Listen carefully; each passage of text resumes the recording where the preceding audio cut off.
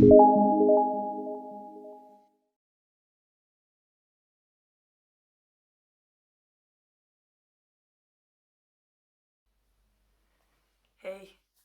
so it is Sunday morning and I am just in from a walk with Elvis.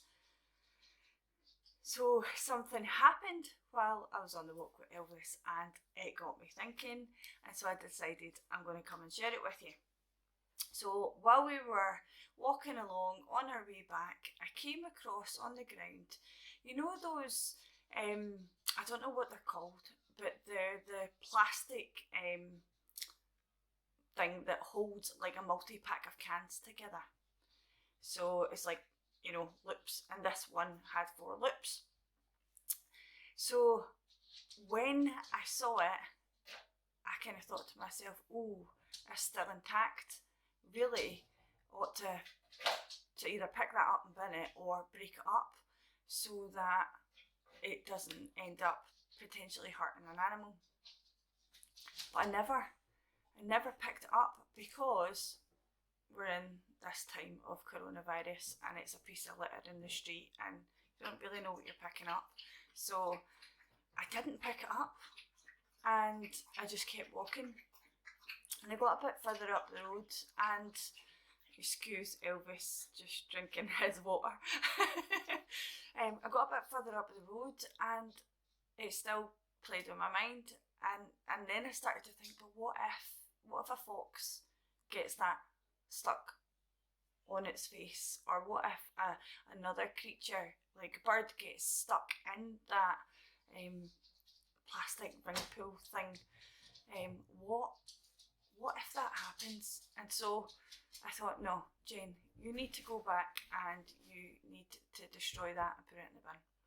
And so we did a U-turn, much to Elvis's confusion, and we went back and I picked it up and I split it apart, and then I just picked it up, put it in my pocket, and then put it in the next bin that I saw.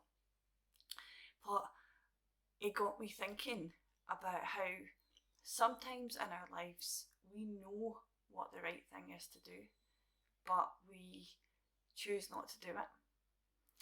And it made me think about things like when we are prompted by God to do something, when His Holy Spirit prompts us to do something, we know that it's God prompting us because it matches up with what we know of God's character through His Word, and it matches up with the teachings that Jesus has given us in the Bible. So we know when God has prompted us to do something. We know what the right thing is to do.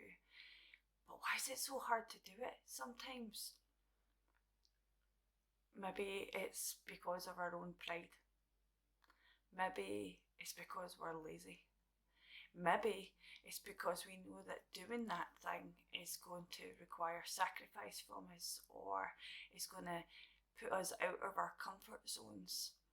There's a whole host of reasons why we don't do the right thing sometimes. And there was a particular verse that came to mind. It's from a passage in James chapter 4, where it's kind of warning about self-confidence. So I'll just read the whole section. It says, starting at verse 13, it says, "Look here, you who say, today or tomorrow we're going to a certain town and we'll stay there a year.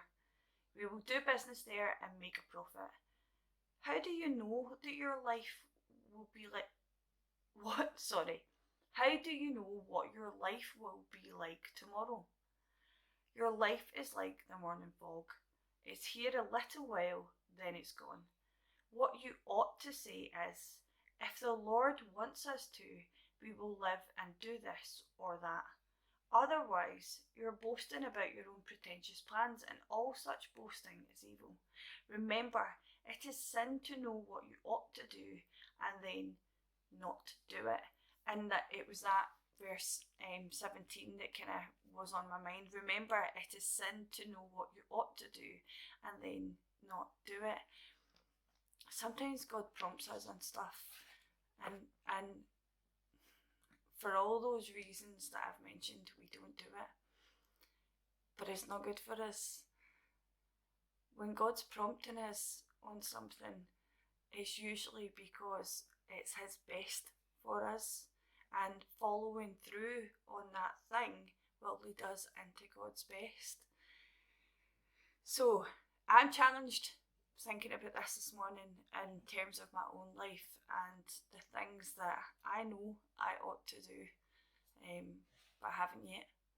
And I just want to encourage you today to think about, what is it that you already know you ought to do? Maybe it's time you did it.